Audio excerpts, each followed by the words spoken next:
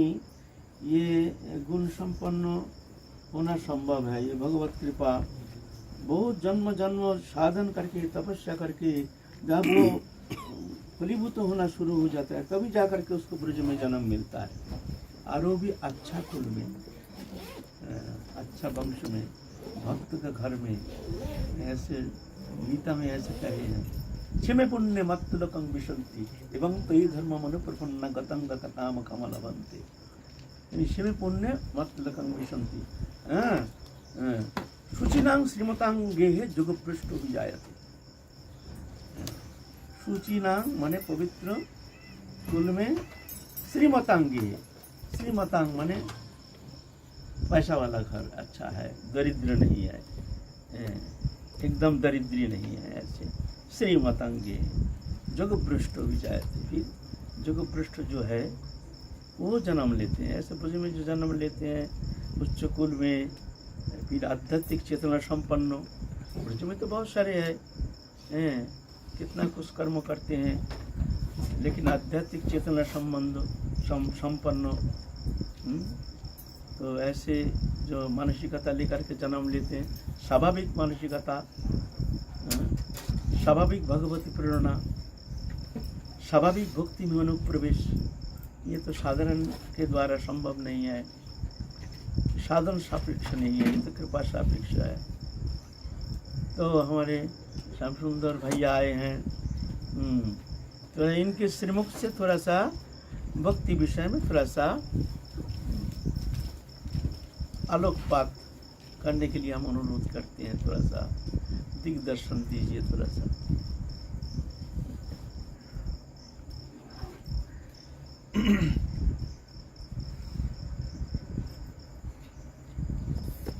सत्प्रेम सिंधु मकरंद रसोगधारा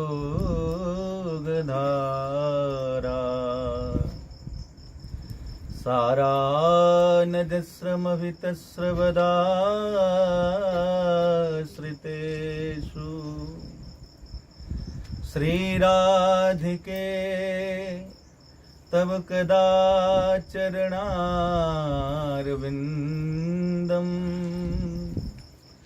गोविंद जीवनधनम्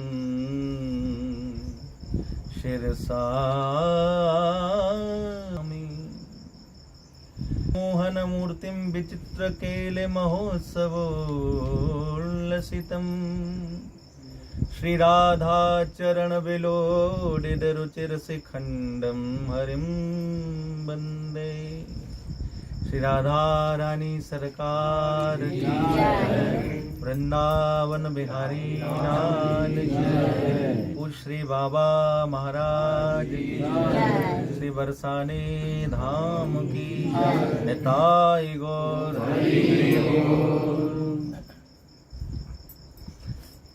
परम श्रद्धेय पूज्यपाद अनंत श्री भूषित हमारे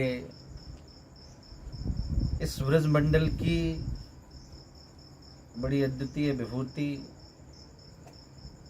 अनूठी विभूति और अनोखी विभूति पूज्यपाद श्री बाबा महाराज। क्या कहूँ, वैसे तो उन्होंने बड़ी सुंदर बात कही, शुचीनाम श्रीमताम गेहे योग भ्रष्टो विजायते। वस्तुतः मैं तो कुछ भी नहीं हूँ, पर बाबा की कृपा है बड़ी कि उन्होंने इस योग मुझे समझा। श्रीमद् भगवद गीता में स्वयं श्री भगवान ने कहा है 10वें अध्याय में, जहाँ विभूति योग का वर्णन आया है, सब कुछ कह दिया, सब कुछ मैं ही हूँ। और फिर उसके बाद में कहते हैं यद्यत विभूति मत्सत्वम श्री मधुरजित मेवा। जिस जगह विशेषता दिखाई पड़े, किसी भी प्रकार की विशेषता, चाहे वो धन की विशेषता, चाहे वो यश की विशेषता, चाहे वो कीर्ति की विशेषता, चाहे वो भजन की विशेषता, किसी भी विशेषता को अगर आप देखते हैं तो उस विशेषता में मैं ही छुपा हुआ हूँ। यद्यत विभूति मत सत्वम, वो मैं ही हूँ, उसमें कोई अंतर नहीं है। तो जैसा कि मेरा व्यक्तिगत अनुभव भी है, और यहाँ जितने भी सब बैठे हैं किशोरी जी के परम भक्त, आप सबने भी अनुभव किया होगा कि भजन यदि स्वयं मूर्तिमंत स्वरूप धारण करे, जिसके बारे में भजन कहा जाता है। भजन किसे कहते हैं? भजन इत्युक्ते किम, भजन कहते किसे हैं? किम नाम भजनम, भजनम नाम रसनम। भजन का मतलब एक अर्थ में होता है रस लेना, आनंद लेना, अपने ही भजन का आनंद लेना, अथवा किसी स्वरूप में आनंद लेना, अथवा ठाकुर जी की लीला का आनंद लेना, उसका नाम है भजन। तो मेरा ऐसा मानना है, आप सबका भी शायद यही मानना होगा कि भजन यदि मूर्तिमंत स्वरूप धारण करे तो वो मूर्तिमंत जो स्वरूप है वो हमारे पूज्य श्री बाबा माना है। क्योंकि स्वयं श्री भगवान ने इस बात को स्पष्ट किया है भगवत गीता में भी 12वें अध्याय में, और श्रीमद् भागवत महापुराण के 11 स्कंद में इस बात को स्पष्ट किया है। निरपेक्षम मुनिम शांतम निर्वैरम समदर्शनम अनुब्रजाम्यहम नित्यम पूजयत्यंग्र रेणुभि। उद्धव जी ने जब पूछा कि सरकार आपको सबसे ज्यादा प्रिय क्या है, तो ना स्वाध्याय तपस त्यागो न अष्टापूर्त दक्षिणा। भगवान 11 स्कंद में कहते हैं उद्धव जी से कि मैं ना स्वाध्याय से इतना प्रसन्न होता हूँ। इसका मतलब ये नहीं कि हम स्वाध्याय नहीं करें, ना मैं तपस्या से इतना प्रसन्न होता हूँ, इसका मतलब ये नहीं हम तप ना करें, गलत अर्थ में बात नहीं जानी चाहिए। स्वाध्याय से भी इतना प्रसन्न नहीं होता, तप से भी इतना प्रसन्न नहीं होता, ना अष्टापूर्त, ना मैं दक्षिणा से इतना प्रसन्न होता हूँ, ना मैं यज्ञ से इतना प्रसन्न होता हूँ, ना मैं व्रत से इतना प्रसन्न होता हूँ। तो आप प्रसन्न किससे होते हैं? बोले यथा वरुंडे सत्संगा। मैं जितना संत के संग से प्रसन्न होता हूँ। तो उद्धव जी ने पूछा सरकार सत्संग में मिलता क्या है? बोले सर्व संगा पहो इमाम। ये सत्संग की विशेषता है। जिस जगह हमारा मन अटका होगा, जिस जगह हमारी आसक्ति होगी, उस आसक्ति का हरण सत्संग कर लेता है। इसलिए श्रीमद् भागवत में 3 स्कंद में माता देवहूति ने प्रश्न किया कि सत्संग कैसा होता है भगवान कपिल से।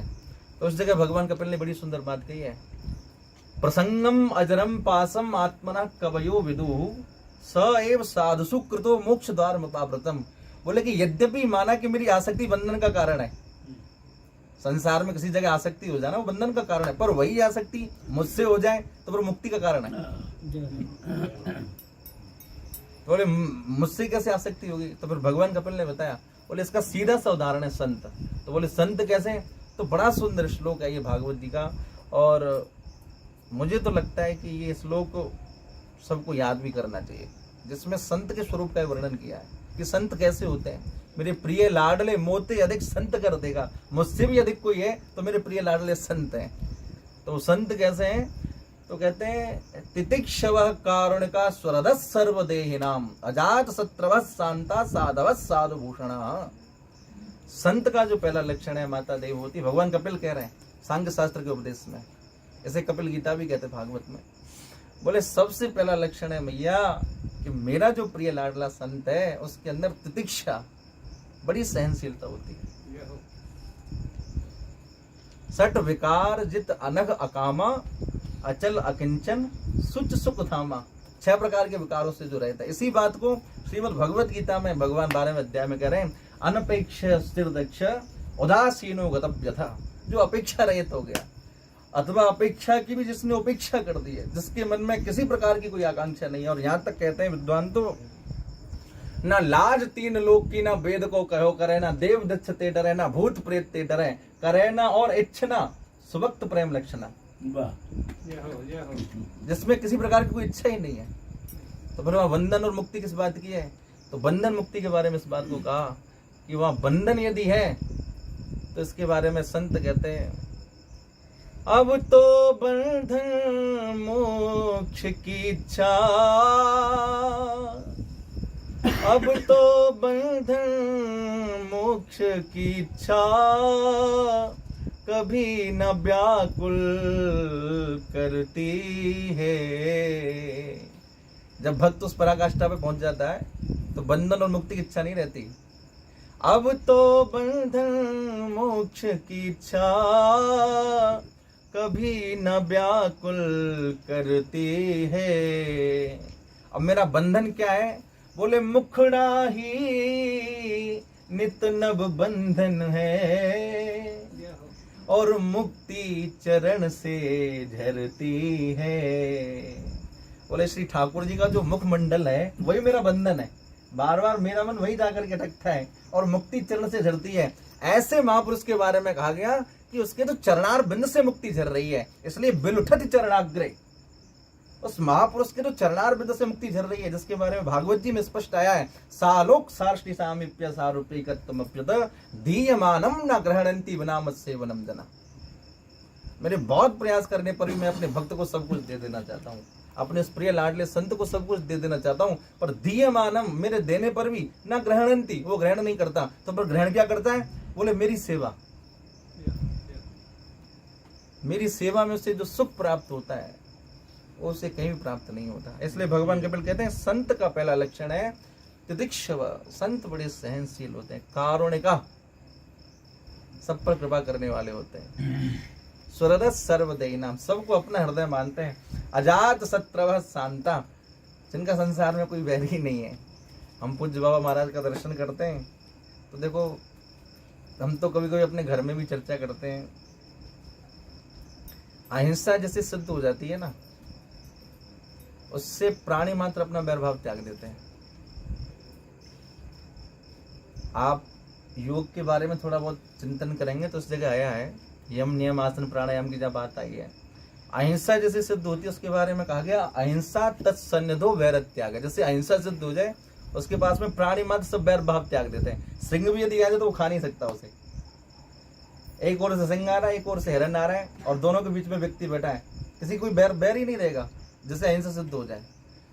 तो हम तो दर्शन करते हैं पूज्य बाबा महाराज का, जब परिक्रमा लगाते हैं, कितने बंदरों को, कोई ऊपर से चल रहा है, कोई नीचे से चल रहा है, कोई कहीं से चल रहा है, कोई कहीं से चल रहा है, और आज तक हमको तो बड़ा आश्चर्य होता है, कैसी विलक्षणता है। वे सब बानर गैवर वन में इस प्रकार पहले से प्रतीक्षा करके बैठे रहते हैं मानो भंडारा होने वाला है। और इतनी लंबी प्रतीक्षा के बाद में पूज्य बाबा का जब पदार्पण होता है तो बड़ी प्रसन्नता के साथ में प्रसन्न हो जाते हैं, क्योंकि ये सब भी तो ऋषि मुनि है। बाबा ब्रज की बात कर रहे हैं, और ब्रज में तो यहाँ तो सब कीट पतंग आदि, यहाँ तो सब वनस्पति आदि, यहाँ तो सब औषधि आदि, इसके बारे में तो कहा गया एहो विधना तो पेचरा पसार मांगो, जन्म जन्म दीजो याही ब्रज बसको, अहीर की जात समीप नंदगर, घरी घरी हेर घनश्याम को निरखो, दध के दानन में सुब्रज जुब तीन संग, झोकन झरोखन अंग अंग को बिलसवो, शीत स्वामी गिरधारी विठलेश बपुधारी, शरद रैन रस रास को विलसवो। तो ये तो वो ब्रजमंडल धाम है जिसके बारे में तो यहाँ तक कहा गया कि स्वयं श्री ठाकुर जी ने ब्रज की इंच भर जमीन भी ऐसी नहीं है जिसको अपनी जीभ से नहीं चाटा।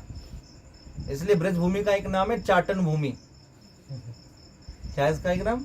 चाटन भूमि। ठाकुर जी ने अपनी जीभ लगा के चाटा। आप कहोगे क्या प्रमाण है? आप देखिए भागवत जी में ठाकुर जी स्वयं बछड़ा बन गए, और जो स्वयं बछड़ा बने तो जहां जहां हरी हरी दूब है सब जगह ठाकुर जी चाट रहे हैं। और वहां भागवत जी वर्णन है तन माथरो वेणुर्वत्थरोत्थता, यानी कभी कभी जब मैया यशोदा के पास या किसी गोपी के पास ठाकुर जी जाते हैं तो ठाकुर जी गोपी से कहते हैं सखी या गैया के दूध की धार तू काट रही है, मेरे मुंह पे चला, तो वो उसका थन पकड़ करके ठाकुर जी के मुंह की तरफ करती है, तो वो दूध की धार थोड़ी मुंह के अंदर जाती, थोड़ी बाहर फैल जाती है। तो वो गाय सोचती है क्या कभी ऐसा होगा कि श्री कृष्ण अपना मुख लगा करके मेरा स्तनपान करेंगे। तो जब बछड़ा बनते हैं तो हर गाय का मनोरथ पूरा करते हैं। उसी प्रकार मैया का जब दुग्ध पान करते हैं तो ब्रज की प्रत्येक गोपी सोचती है क्या कभी श्री कृष्ण हमारा स्तनपान करेंगे। तो जब ग्वाल बाल बनते हैं तो ब्रज की प्रत्येक गोपी का मनोरथ पूरा करते हैं। इससे ये तात्पर्य सिद्ध होता है कि ब्रज मंडल में तो वात्सल्य का सिंधु लहरा रहा है। इसलिए ब्रज भूमि चाटन भूमि है, प्रेम की भूमि है, और उसमें भी हमारो बरसानो तो कहना ही का हमारे ब्रज के संत गांव में तरहटी बरसाने जू की रही है, गहवर वन और खोर सांकरी ब्रजभान कुंड में नहीं है। तरहटी श्री बरसाने जू की रही है। हम सब लोग बहुत बहुत सौभाग्यशाली हैं कि श्रीधाम बरसाना में, और बरसाना में हमारे ब्रज मंडल की प्राण स्वरूप, क्योंकि कहीं भी ब्रज में चारों तरफ हम वृंदावन गोवर्धन जहाँ था संत तो सब जगह विराजे हुए हैं, पर हमको इस बात में बड़ी प्रसन्नता है कि हमारे बाबा बरसाने में विराजे हुए हैं। और हमको ये सौभाग्य प्राप्त है कि जब ठाकुर जी कृपा करें, जब श्री जी कृपा तब बाबा का दर्शन है, नहीं तो संतों का दर्शन ही बड़ा दुर्लभ है। इसलिए कहा महत संगस्तु दुर्लभो अगम्यो अमोघश्च। नारद भक्ति सूत्र में आया कि महापुरुष का, संत का दर्शन बड़ा ही दुर्लभ है, बड़ा ही अमोघ है। श्री ठाकुर जी कृपा करें श्री जी जब कृपा करें तो अपने किसी लाडले संत का दर्शन सब वैष्णवों को कराती हैं। मैं ज़्यादा कुछ तो नहीं कहूँगा, मेरी टूटी फूटी वाणी से कुछ बोलने में त्रुटि रह गई हो तो बाबा के चरणों में क्षमा प्रार्थी हूँ। बस अपनी वाणी को विराम दूंगा। बोलिए श्री राधा रानी की जय, निताई गौर हरि बोल। हमारे श्याम सुंदर भैया अच्छा बोले हैं, सुंदर बोले हैं, सुनने में अच्छा लगता है, लेकिन इसमें कितना वास्तव है ये थोड़ा चिंता की विषय है। समुद्र दूर से देखने में शांत लगता है, जैसे एकदम शांत, लेकिन भीतर जाओ देखो कितना तरंग, बड़े बड़े तरंग चल रहा है हैं। तो ऐसे ही दूर दृष्टि से देखते हैं हमको जो एक संत हैं, लेकिन तो हम तो देखते हैं हमारे अंदर तो अवगुण छोड़ करके सद्गुण की कोई कुछ संभावना दिखता ही नहीं है। कोशिश तो कर रहे हैं लेकिन हर जगह तो हम हार रहे हैं। यहाँ तो संत का कोई लक्षण, जैसे संत अनपेक्षा मच्चित्ता प्रशांता समदर्शिन निर्मम निरहंकारा निर्द्वंद्वा निष्परिग्रह, तो ये तो एक भी लक्षण हम में है ही नहीं। लेकिन दूर से देखते हैं जो न जाने कितने बड़े संत हैं, लेकिन ऐसे एक सद्गुण भी हमारे अंदर तो हमको तो दिखने में आता नहीं है, बल्कि बहुत सारे अवगुण, हमको तो बहुत अवगुण दिखने में आता है अपने अंदर। मैं तो लज्जित हूँ ऐसे शब्द सुन करके। ठीक है, इनकी दृष्टि अच्छी है, प्रशंसनीय है, अदूरदर्शी है, संत के प्रति उत्तम भावना रखना ये तो अच्छी बात है, प्रशंसनीय है, होनी चाहिए। लेकिन अगर विचार किया जाए, निरपेक्ष विचार किया जाए, तो हम में तो बहुत अवगुण है। मैं तो अपनी दृष्टि से ऐसे दिखता हूँ। जय जय श्री राधे श्याम, निताई गौर हरि बोल। भगवान की जय। संत होना उतना सहज नहीं है, भक्त होना उतना सहज नहीं है। भक्त तो कोई भी हो सकता है, इसके लिए संसार छोड़ने से वो भक्त हो जाएगा, संसार में रहने से वो भक्त नहीं होता है, ऐसा कोई बात नहीं है। बात है अंतःकरण की बात है। अंतःकरण की एक प्रिपरेशन हो जाए तो बस ये प्रिपरेशन होने चाहिए, है ना। भगवान कहते हैं अहं भक्त पराधीनो असतंत्री बुद्धि। कौन सा गुण से भगवान ये शब्द तो कहते हैं, मैं भक्त का अधीन हूँ, मेरा कोई स्वतंत्रता है नहीं। ऐसे थोड़ी है थोड़ा सा दो फेरा माला कर लिया, हम बड़े भक्त हो गए हैं और भगवान हमारे वश में हो जाएंगे, ऐसे थोड़ी है। कौन सा गुण है ना। संत में सीधा बात है, संत में और गृहस्थी में फर्क क्या है। गृहस्थी माने ये नहीं जो स्त्री पुत्र लेकर के रहते हैं वो गृहस्थी नहीं, जिसके मन में भोग वासना वो है गृहस्थी। जिसके मन में संसार के प्रति अनासक्ति वो है जोगी, वो है त्यागी, है ना, वो है बैरागी। तो ये बात नहीं है जो संसार में रहने से वो गृहस्थी है। गृहस्थी वो है जंगल में रह कर के भी अगर मन में भोग वासना है तो वो है गृहस्थी। और घर में रह कर के भी भगवत चरण में मन है, दृश्यमान जागतिक वस्तु पदार्थ के प्रति अनासक्त है, तो वो है जोगी, वो है बैरागी। तो बैरागी और संत साधु इसमें फर्क क्या है, यही गृहस्थी और संत में। सीधा बात है, देखिए गृहस्थी और संत दोनों विपरीत धर्मी। गृहस्थी में जो विषय है संत में उसके ठीक उसके विपरीत है। गृहस्थी चाहते हैं सुख सुविधा, अच्छा रहेंगे, अच्छा खाएंगे, अच्छा पिएंगे, गृहस्थी की मनोभावना। और संत है नहीं, अच्छा खाएंगे नहीं, अच्छा पहनेंगे नहीं, कोई रकम दिन व्यतीत करना है, भगवत भजन करना है। गृहस्थी चाहते हैं हमको सम्मान मिले, इज्जत मिले, ऐसे समाज में हमारा प्रतिष्ठा मिले। और संत तद विपरीत प्रतिष्ठा से भयभीत होते हैं, सम्मान से लज्जित होते हैं। उल्टा गृहस्थी चाहते हैं सुख सुविधा, और ये साधु जो है सुख सुविधा से डरते हैं, ये हमारा बंधन का कारण हो जाएगा। ज़्यादा सुख सुविधा ये देख करके संत डरते हैं। गृहस्थी प्रशंसा से हर्षित होते हैं और साधु प्रशंसा से लज्जित होते हैं। गृहस्थी ठाट बाट से रहते हैं, अच्छा कपड़ा अच्छा पहनना, ये फटा पुराना कपड़ा पहन के इसमें इनकी रुचि है ना। तो ऐसे नहीं है। गृहस्थी जो है वो दूसरे का दोष देखते हैं, अपना गुण देखते हैं, अपने गुणानुसंधान करते हैं, दूसरा दोषानुसंधान करते हैं। ये स्वाभाविक वृत्ति है। साधु तद विपरीत, दूसरा का गुणानुसंधान करते हैं, अपना दोषानुसंधान करते हैं। हमारे अंदर ओहो हमारे अंदर ये अवगुण, ओहो हमारे अंदर ये अवगुण, हाय हाय हम तो बहुत नीच हैं, हम तो बहुत पापी हैं, हम भक्ति पाने के लायक नहीं हैं, हम बहुत दूर हैं, लज्जित होते हैं। और दूसरा को आहा ये हमसे अच्छा है, ये भी हमसे अच्छा है, एक एक पशु पक्षी देख करके ये भी हमसे अच्छा है। विपरीत विपरीत धर्म है। क्या ये भावना हमारे अंदर है? सीधा बात है। गुण तो छोड़ दीजिए, गुण तो साधु में संत में तो बहुत अच्छे गुण के खान है ना।